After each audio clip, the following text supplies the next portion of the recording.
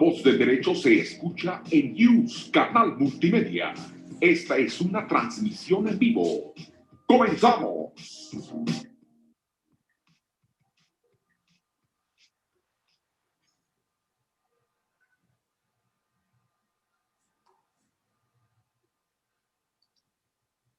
¿Qué tal, queridos amigos? ¿Cómo están? Espero que se encuentren muy bien y sobre todo agradezco de sobremanera que siempre nos acompañen en este su programa de Rutas y Retos de Legalidad de la Secretaría Académica de la Facultad de Derecho de la UNAM.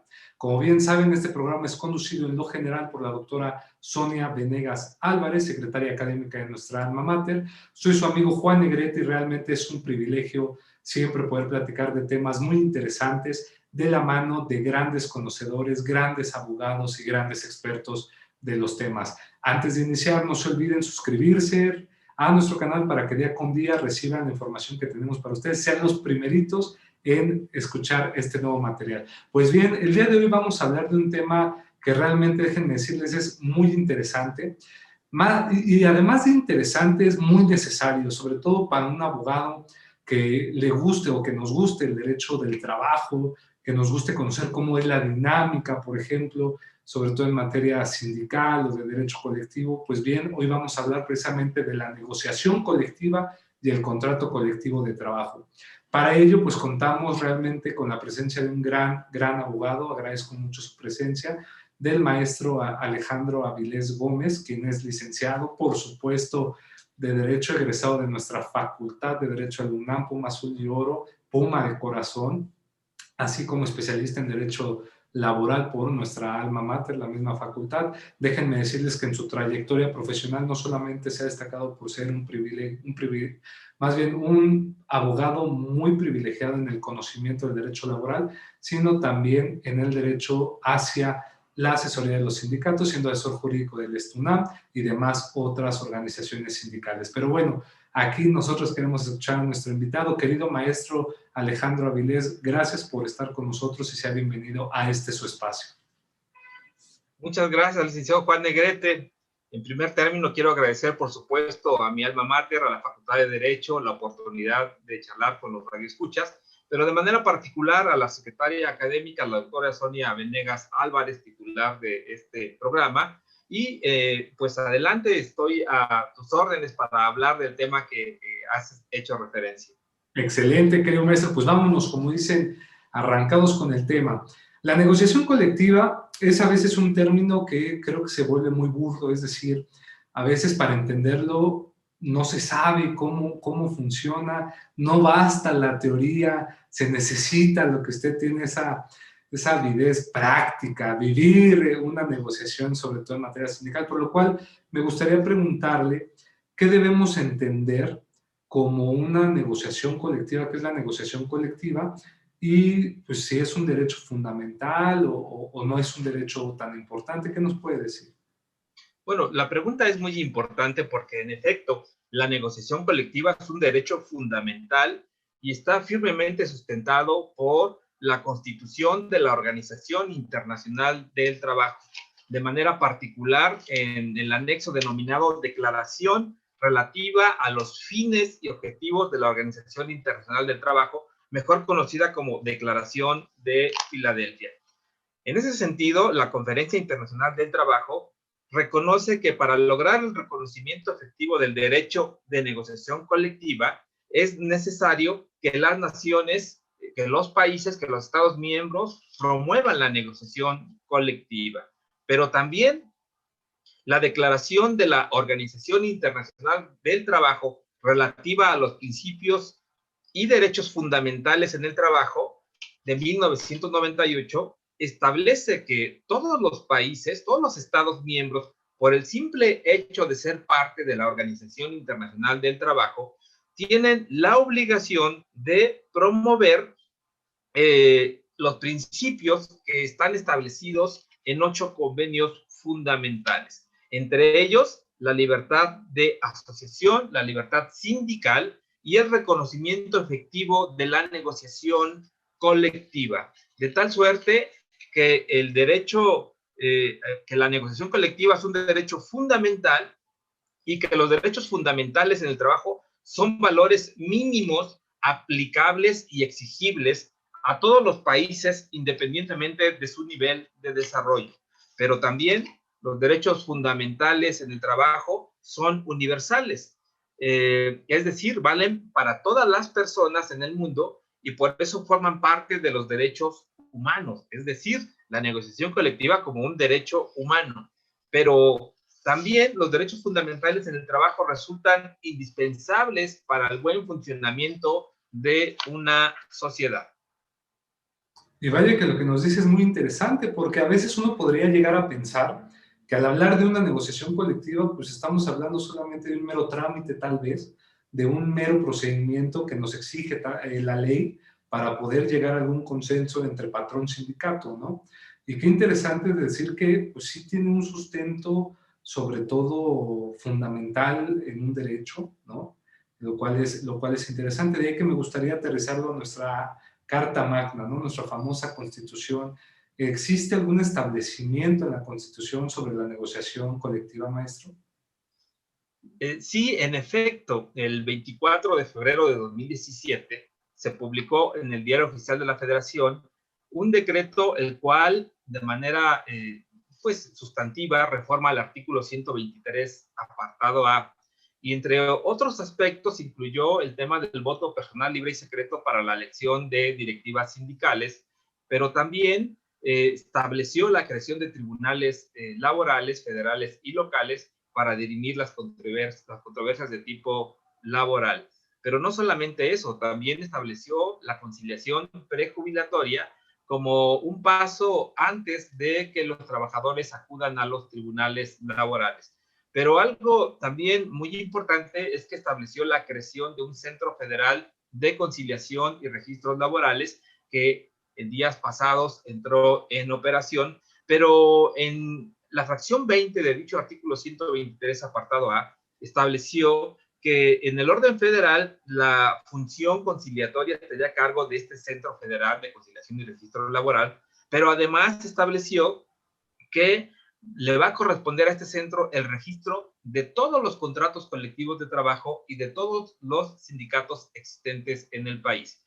Y al establecer como una de sus facultades el registro de todos los contratos colectivos de trabajo, ello supone evidentemente una negociación colectiva. Y más adelante vamos a ver que la negociación colectiva, para que sea efectiva, para que tenga participación de los trabajadores, la ley reglamentaria estableció muchos requisitos, pero también se adicionó una fracción, la fracción 22 bis, en el artículo 123, apartado A, el cual refiere que los procedimientos y requisitos que establezca la ley para asegurar la libertad de negociación colectiva y los legítimos intereses de los trabajadores y patrones deberán garantizar dos principios. Uno de ellos es el de representatividad de las organizaciones sindicales. Y este primer principio supone que dicha representatividad la van a otorgar los trabajadores, es decir, los trabajadores son los quienes deberán determinar, de legitimar a sus dirigentes para que estos puedan llevar a cabo la negociación colectiva. Pero también otro principio es la certeza en la firma, en el registro y depósito de los contratos colectivos de trabajo, que también gira alrededor de los propios trabajadores, porque son los propios trabajadores quienes tendrán la facultad de autorizar a sus dirigentes ir a una negociación y de aceptar los términos de la negociación colectiva. Y más adelante veremos que si los trabajadores no están de acuerdo con el convenio alcanzado, tienen dos opciones, o que el sindicato estalle la huelga o que se decrete una prórroga para que continúen con la negociación colectiva. De tal forma que el artículo 123, apartado A de nuestra Carta Magna, establece claramente el derecho de la negociación colectiva. Excelente, maestro, y qué interesante. Ahora, como dicen, va junto con pegado, ¿no? Porque hoy por hoy, sobre todo la reforma laboral, esta que inclusive hasta celebramos porque ya desde el 18 entraron en vigor ya algunos tribunales, juzgados en materia laboral, y ya estamos, pues vamos a ver cómo se va a vivir esta nueva reforma. Pues nos refirió usted del 2019 a nivel constitucional. Pero perdón, 2017 a nivel constitucional, pero ¿qué pasa en 2019 cuando tenemos ya esta presión de estructurar lo que constitucionalmente está dicho en la Constitución política, en la Ley Federal del Trabajo, sobre todo del año 2019, esta ley reglamentaria de este artículo 123, apartado A? ¿Cómo lo considera usted que ha venido reglamentando, regulando la negociación colectiva, maestro? Bueno, es importante que la ley reglamentaria, es decir, la Ley Federal del Trabajo, tenía que armonizarse con la reforma constitucional. Es así que el 1 de mayo de 2019 se publicó el decreto en virtud del cual se tuvieron por reformadas diversas disposiciones de la Ley Federal del Trabajo. Y fue una reforma muy importante porque pone en el centro a los trabajadores, es decir, esta reforma constitucional y luego legal básicamente aspira a empoderar a los trabajadores para que ellos sean quien en todo momento puedan tomar las decisiones trascendentales de su relación colectiva de trabajo. Y en este sentido, antes de ahondar más en el tema, quisiera comentar lo que dice el artículo 2 de la Ley Federal del Trabajo, que dicho sea de paso, fue reformada en 2012, que también hubo una reforma importante a la Ley Federal del Trabajo. Y entonces se estableció que las normas del trabajo tienden a conseguir el equilibrio entre los factores de la producción. Esta parte ya estaba en la ley, y la justicia social, así como propiciar el trabajo digno o decente. Este término de trabajo decente es, digamos, un lenguaje común a todos los países del mundo, y por eso se agregó a este artículo trabajo digno o decente. Pero, ¿qué es el trabajo decente? Bueno, nuestra propia legislación nos dice qué es el trabajo decente, y dice que se entiende por trabajo digno o decente aquel en que se respeta plenamente la dignidad humana del trabajador, no existe discriminación por diversas cuestiones, se tiene acceso a la seguridad social y se percibe un salario remunerador, además de haber una capacitación continua y que se cuente con condiciones óptimas de seguridad e higiene para prevenir riesgos de trabajo. Pero una parte muy importante que a veces dejamos de lado los abogados laboralistas es la siguiente fracción, que dice que el trabajo digno o decente también incluye el respeto irrestricto a los derechos colectivos de los trabajadores, como cuáles, como la libertad de asociación, como la autonomía sindical, como el derecho de huelga y algo muy importante, motivo de nuestra charla, y de contratación colectiva. Cuando hablamos de contratación colectiva, también estamos hablando de una negociación colectiva. Y esto es, digamos, el punto de partida para establecer que la negociación colectiva está plenamente reconocida en nuestra legislación laboral. Pero además también el artículo 133 de la Ley Federal del Trabajo establece diversas prohibiciones a los patrones o empleadores, y entre ellas se encuentra la de obligar a los trabajadores por coacción o por cualquier otro medio a afiliarse o retirarse del sindicato o agrupación a que pertenezcan o a que voten por determinada candidatura. Pero además, en 2019 se estableció también la prohibición de cualquier acto u omisión que atente contra su derecho a decidir quién debe representarlos en la negociación colectiva. Es decir, que es una prohibición patronal el hecho de que quieran determinar, incidir o decidir con quién se van a sentar a negociar y con quién no, porque este derecho lo tienen única y exclusivamente los trabajadores, de tal suerte que la ley lo estableció como una prohibición patronal. Pero no solamente eso, la ley modificó diversos artículos, y es así que el artículo 153K, que establece una Comisión Nacional de Concertación y Productividad, y que tiene diversas actividades y que está integrada por la Secretaría de Trabajo y la Secretaría de Economía, incluyó otras actividades a realizar. Y en la fracción 14 determinó que debe de realizar diagnósticos respecto de los procedimientos de legitimación y depósito de los contratos colectivos de trabajo y su impacto en la productividad de las empresas. Pero también algo muy importante es la de emitir propuestas para promover la negociación colectiva. Es decir, que la negociación colectiva no tiene que ser visto como algo, como una actividad que llevan a cabo los sindicatos buscando únicamente intereses de unos cuantos, sino que ahora la negociación colectiva tiene que estar respaldada por los trabajadores y evidentemente que toda negociación pretende la mejora de las condiciones de trabajo. Por eso, ahora hay una obligación para que este comité pueda llevar a cabo una promoción de la negociación colectiva. Pero eso no es todo. La ley establece muchísimos aspectos que hay que resaltar. También incluyeron prohibiciones a los propios sindicatos.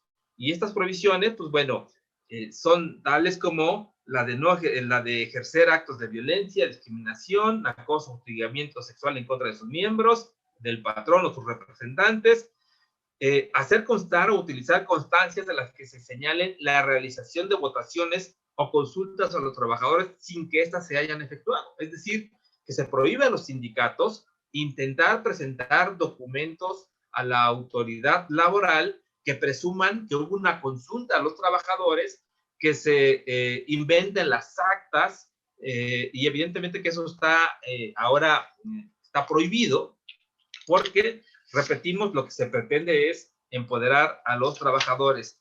Pero también una prohibición de los sindicatos es la de obstaculizar la participación de los trabajadores en los procedimientos de elección de sus directivas, poniendo condiciones sin fundamento alguno. Y bueno, la ley establece que se van a considerar como una violación a los derechos fundamentales, a la libertad sindical y de negociación colectiva, los sindicatos que incurran en estas conductas que acabo de mencionar. Es decir, que todo esto forma parte de la negociación colectiva y llevar a cabo actos que tiendan a limitarlo está prohibido por la ley. Otro punto importante que la ley establece es que el apoyo de los trabajadores mediante el voto personal, libre y secreto constituye una garantía para la protección de la libertad de negociación colectiva. Y en ese sentido, habría que decir que la Ley Federal del Trabajo establece una serie de disposiciones previas y durante la negociación colectiva. Ahora, para que se pueda solicitar la celebración de un contrato colectivo nuevo, un contrato colectivo inicial, los sindicatos deben obtener del Centro Federal de Conciliación y Registro Laboral una constancia de representatividad, una constancia que tendrá una vigencia de 6 meses. Y esta constancia de representatividad, pues la van a otorgar básicamente los trabajadores con su voto personal, libre y secreto para autorizar a sus dirigentes vayan en la búsqueda de un contrato colectivo inicial. Si no hay esta constancia de representatividad, no se puede aspirar a tener un contrato colectivo inicial con un empleador. Y esto es así porque a lo largo de la historia de la negociación colectiva de nuestro país, los contratos colectivos han sido motivo de una negociación, de un acuerdo previo entre un patrón y un sindicato para establecer contratos colectivos que muchas veces únicamente tienen lo mismo que establece la Ley Federal del Trabajo, es decir, los mínimos legales, pero que sobre todo no son del conocimiento de los trabajadores, los llamados contratos colectivos de protección patronal. Y esta constancia de representatividad supone que ahora cualquier contrato colectivo de trabajo, o todos, deban tener el conocimiento previo de los trabajadores, y no como sucede en la actualidad. En ese sentido, es que el voto personal, libre y secreto va a ser quien defina el futuro de la negociación colectiva en los diversos centros de trabajo donde haya un sindicato representativo. Y bueno, hay muchas otras disposiciones que la ley establece en materia de contratación colectiva. Por ejemplo, cuando se vulnera el derecho de negociación, ahora la ley, pues como ya comentamos, pues establece la conciliación obligatoria previa, es decir, que las partes acudan al centro de conciliación a intentar buscar resolver a través de este mecanismo sus diferencias. Pero hay varios temas que no son susceptibles de agotar el procedimiento de conciliación y obligatoria. Y uno de estos aspectos es cuando se vulnera el derecho de negociación colectiva. Cuando se vulnera este derecho, no necesariamente, o más bien, no se debe de acudir al Centro Federal de Conciliación y Registro Laboral para agotar la etapa conciliatoria, sino que de manera directa se tiene que acudir al tribunal a efecto de que a través de un procedimiento especial se pueda dirimir la controversia. Por ejemplo, maestro, de ahorita estuvo muy interesante cómo están los puntos relevantes de la reforma laboral en materia de la Ley Federal del Trabajo sobre la negociación colectiva. Inclusive más adelante me gustaría retomar algunos puntos como son, pues también otros conceptos importantes, ¿no? Lo de la libertad sindical, este voto directo, secreto, libre, y también precisamente, pues, cómo va a funcionar este registro laboral, en qué va a consistir como tal, ¿no? Pero me gustaría ahora irme a un plano internacional. Sin duda alguna sabemos que el producto de esta reforma laboral fue algo que muchos ya demandaban que se actualizara, que tuviera algunos cambios, pero también vinieron influenciados por presión de instrumentos internacionales o de organismos internacionales. ¿Cómo está la negociación colectiva como ente fijo o elemento fijo de estos instrumentos internacionales, maestro? Muy bien, es muy acertado el comentario en el sentido de que ya había una presión interna y externa por reformar la Constitución, por ratificar el Convenio 98, y esto tiene que ver con algunos aspectos. Uno son los tratados internacionales comerciales que México ha suscrito, los cuales han sido también motivados por la presión para que México ajuste su normatividad para crear tribunales laborales que resuelvan los asuntos de manera rápida, de manera expedita. Situación que sabemos en la actualidad no sucede, ya que un juicio puede durar entre 3, 4, 5, 6 o 7 años. Entonces hubo una presión internacional, el Tratado Transpacífico fue un motivo para que se presionara al Estado mexicano. Organizaciones sindicales con anterioridad también habían presionado al Estado mexicano a través de diversas quejas realizadas en la Organización Internacional del Trabajo. Pero ya comentamos que la negociación colectiva es un derecho fundamental, que la OIT en la Declaración de Filadelfia lo establece y en la Declaración de 1998. Como ustedes saben, la Organización Internacional del Trabajo, que tiene su sede en Ginebra, Suiza, tiene un producto. Su producto son los convenios internacionales, convenios y recomendaciones. Y los estados miembros de la OIT, actualmente 189, pues deciden o no ratificar dichos convenios. En la OIT hay 8 convenios fundamentales. México al día de hoy ha ratificado esos 8 convenios fundamentales. 2 de ellos de manera particular, el convenio 98 y convenio 87, revisten particular importancia en nuestro tema, la negociación colectiva. Y bueno, dentro de 3 días se cumple un año de la entrada en vigor del convenio 98 sobre el derecho de sindicación y de negociación colectiva. Ya se va a cumplir un año en el que entró en vigencia dicho convenio, que fue ratificado por el Estado mexicano después de 70 años de que la OIT adoptó dicho convenio. Pero de manera sucinta, ¿qué establece dicho convenio? Dice que los Estados miembros deberán adoptar medidas adecuadas a las condiciones nacionales para estimular y fomentar el pleno desarrollo y uso de procedimientos de negociación voluntaria a fin de reglamentar las condiciones de empleo a través de contratos colectivos de trabajo.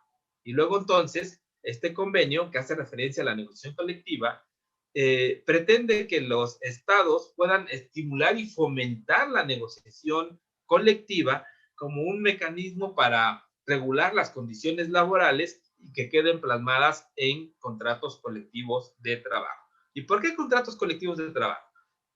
Porque los contratos colectivos de trabajo generalmente establecen disposiciones o condiciones laborales que son obligatorias o aplicables a un grupo de trabajadores de manera igual, sin discriminación, de tal suerte que pueden establecer tabuladores salariales y sin que haya una brecha salarial entre hombres y mujeres. Es una forma de atacar la brecha salarial vía la contratación colectiva, vía contratos colectivos de trabajo. Y este convenio 98 de la OIT, que repetimos, ratificado por México recientemente, establece ese derecho de la negociación colectiva. El convenio 98 y convenio 87 de la OIT son convenios hermanos. El convenio 98 complementa al convenio 87 sobre la libertad sindical y la protección del derecho de sindicación, que habrá que comentarlo rápidamente. Es una norma básica de libertad sindical y establece el derecho de trabajadores y también de empleadores, ojo aquí, porque los convenios aplica no solamente a trabajadores, sino también a empleadores, y este convenio 87 establece el derecho de constituir organizaciones que estimen pertinentes. En nuestro país hay sindicatos patronales, hay sindicatos de trabajadores, pero también los patrones o empleadores también tienen sus propias organizaciones sindicales, pero también pueden constituirse sin autorización previa, no necesitan el aval gubernamental para constituirse. Se pueden afiliar a una federación, confederación, a redactar sus estatutos, etcétera, etcétera. No están sujetos a disolución y, bueno, pues estos convenios internacionales 98 y 87 están íntimamente ligados y de manera particular el convenio 98 nos hace referencia a la negociación colectiva. Hay otros dos convenios que lamentablemente México no ha ratificado. Uno de ellos es el convenio 151 sobre las relaciones de trabajo en la administración pública. Este convenio 151 regula la protección del derecho de sindicación de los empleados públicos, las facilidades, quiero decir, este convenio regula la protección del derecho de sindicación de los empleados públicos, las facilidades que deben concederse a las organizaciones de empleados públicos para poder tener aspiración a la negociación colectiva. En nuestro país, como sabemos, en los poderes de la Unión, en el apartado B, no hay una verdadera negociación colectiva, por lo menos no reconocida. Hay negociación colectiva de facto, pero no de jure. Y en ese sentido es que el convenio 151 hace referencia a los empleados públicos para que en todo caso puedan también aspirar a condiciones de empleo favorables a través de la negociación colectiva. Y hay un convenio más, el convenio 154, que tampoco está ratificado por nuestro país y que habrá que empezar a hacer una campaña para que el Estado mexicano próximamente lo pueda ratificar, y es el convenio 154 sobre la negociación colectiva. Y este convenio dice que la negociación colectiva comprende todas las negociaciones entre trabajadores y empleadores y se deben de promover disposiciones de fomento de la negociación colectiva en todas las ramas de la actividad.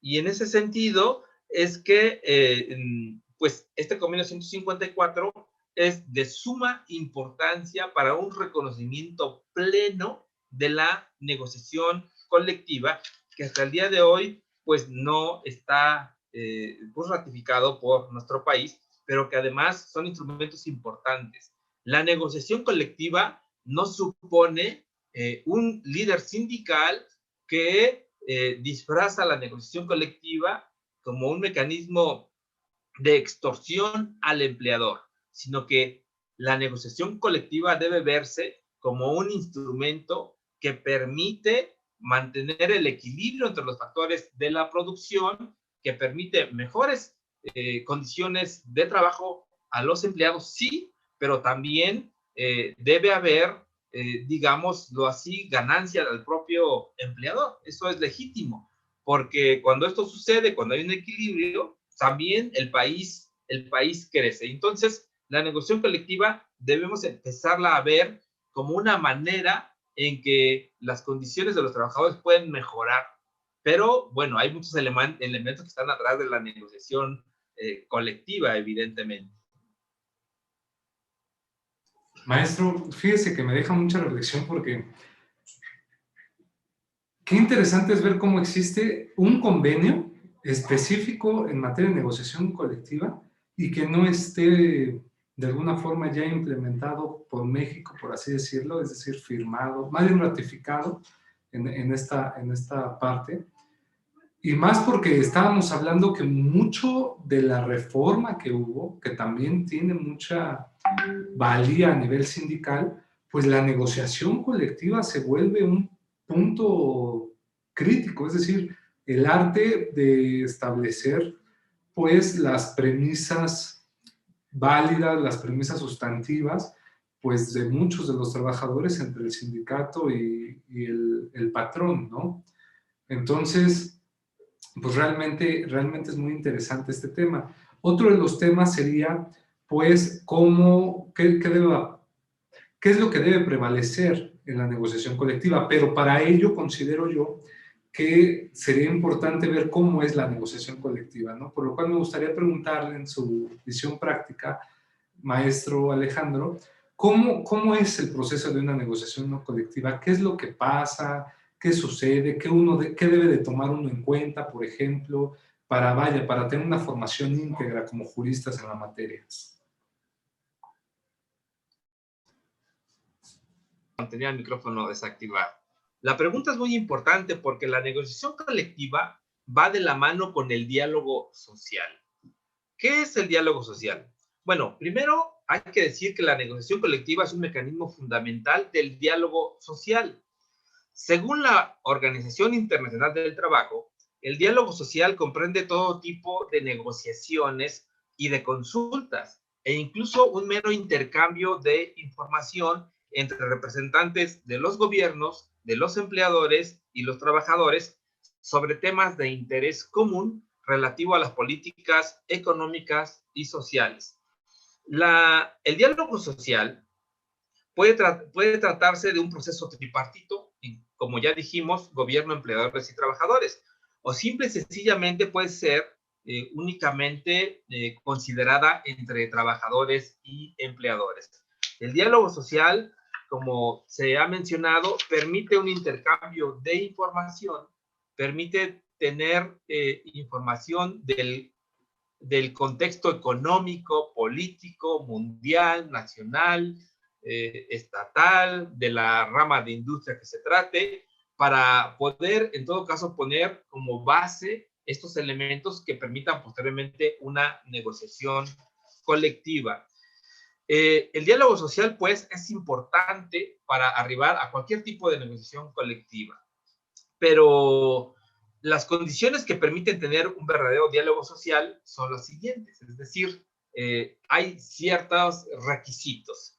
Uno de ellos es la existencia de organizaciones sindicales, de organizaciones de trabajadores y de empleadores que sean sólidas e independientes. Esto es muy importante para el diálogo social, con capacidad técnica, con acceso a la información, porque de otra manera no habría diálogo social. Tiene que haber voluntad política y el compromiso de todas las partes interesadas en un proceso de diálogo social, pero sobre todo tiene que haber un respeto y de la negociación colectiva.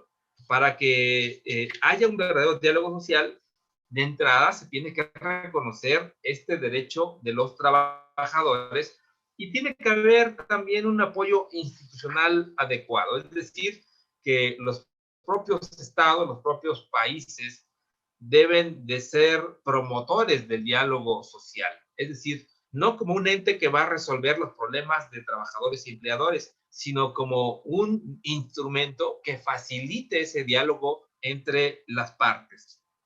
A través del diálogo social y la negociación colectiva, los empleadores y sus organizaciones y los sindicatos pueden convenir salarios justos y condiciones de trabajo adecuadas.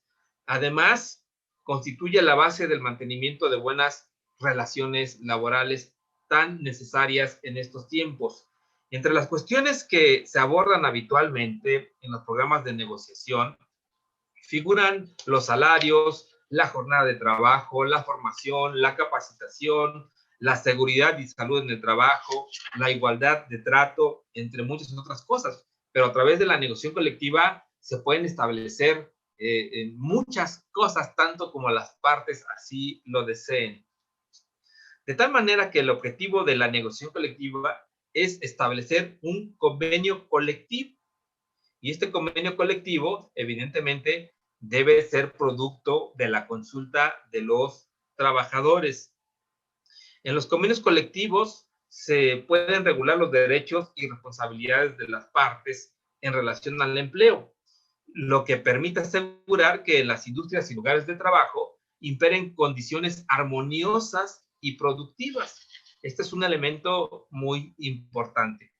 Además de potenciar el carácter inclusivo de la negociación colectiva y los convenios colectivos, es un medio esencial para reducir la desigualdad y ampliar el ámbito de protección laboral. Y ya comentábamos, los contratos colectivos pues son aplicables a hombres y mujeres por igual y no establece ninguna diferenciación, y esto permite también, como comentamos, a terminar con las brechas salariales.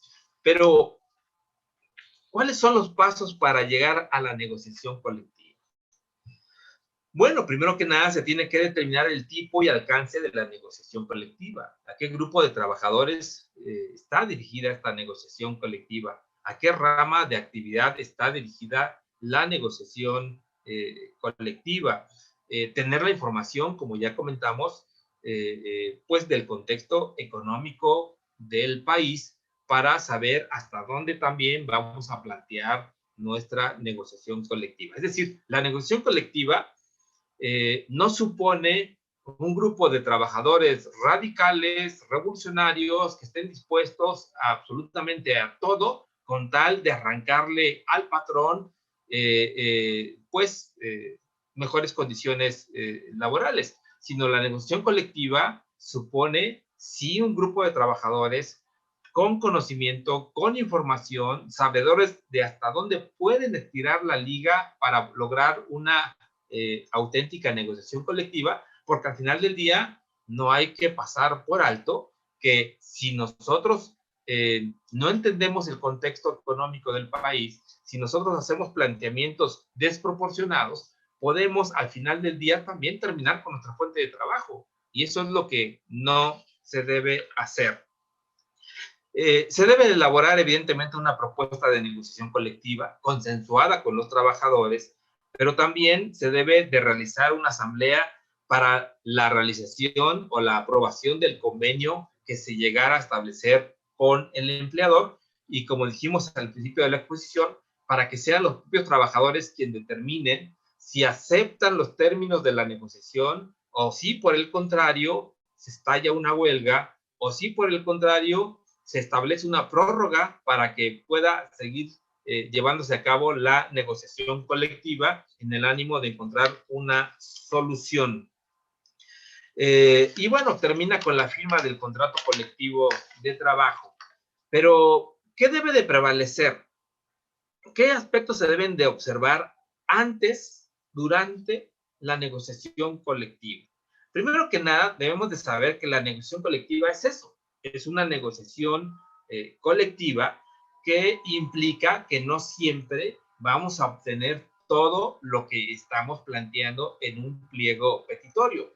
Eso es algo importante porque a veces en la negociación colectiva se pueden generar expectativas falsas, expectativas que no se van a cumplir, expectativas que evidentemente van a friccionar la negociación, la relación laboral, y bueno, es importante que en una negociación colectiva las partes buscan puntos de coincidencia para arribar a los acuerdos necesarios. Otro punto que se debe considerar es tener información. Mucho se ha dicho que la información es poder, y es cierto. Un sindicato, un dirigente, una comisión negociadora que tiene información del contexto laboral en que se desarrollan, del contexto económico en que se desarrollan, generalmente es una comisión negociadora que va a dar un buen debate, que va a dar buenos argumentos, que va a sustentar sus planteamientos y que evidentemente que su contraparte también esté bien informada, pues enriquece el debate y también ayuda a mejores entendimientos. Pero también algo que debe de observarse antes y durante de la negociación colectiva es la comunicación con los trabajadores. No hay de otra. Y ahora la ley, pues, establece esa obligatoriedad. La ley tiene un destinatario, y ese destinatario son los trabajadores, para empoderarlos y que puedan participar de todos los procedimientos de negociación colectiva. Y así tendrá que ser. El Centro Federal de Conciliación y Registros Laborales ahora establece un mecanismo de legitimación de los contratos colectivos que actualmente están registrados y establece un periodo de 4 años para que los sindicatos convoquen a los trabajadores que están cubiertos por ese contrato colectivo de trabajo para que puedan ellos avalar que sí conocen su contrato colectivo de trabajo. Pero si no lo hacen, estos contratos colectivos van a desaparecer, los van a borrar del archivo de la autoridad laboral, respetando los derechos laborales o las condiciones por las cuales los trabajadores prestan el servicio. Pero esta comunicación con las bases es fundamental para una negociación colectiva exitosa. Pero también otro aspecto que se debe de considerar es el respaldo de las organizaciones sindicales a un sindicato que está en un proceso de negociación. Y me refiero no solamente a sindicatos de trabajadores, también sindicatos de empleadores. Y esto es importante porque la solidaridad entre pares, la solidaridad entre trabajadores, independientemente que no sean del mismo sindicato o que no tengan el mismo contrato colectivo de trabajo, es fundamental en las aspiraciones de negociación colectiva. Cuando existe un conflicto laboral, cuando se decide estallar una huelga, son los propios sindicatos quienes ayudan al sostenimiento de dicha huelga, proporcionándoles a los compañeros, no sé, carpas, alimentos, etcétera, etcétera, etcétera. Y es esa solidaridad entre organizaciones que permite, pues, continuar con la negociación colectiva. Y esos son algunos de los aspectos que habría que considerar en este tema. Pues, maestro, algunos aspectos creo que son el oro puro del tema de la negociación colectiva. Realmente creo que nos deja un panorama muy claro de cómo debemos entender este elemento, este procedimiento, porque pues mucho del derecho sindical recae sobre todo pues en ejercer el papel real del sindicato como garante protector de los trabajadores a los cuales agremia, a los cuales pues cubre para que no haya ningún abuso por parte del patrón.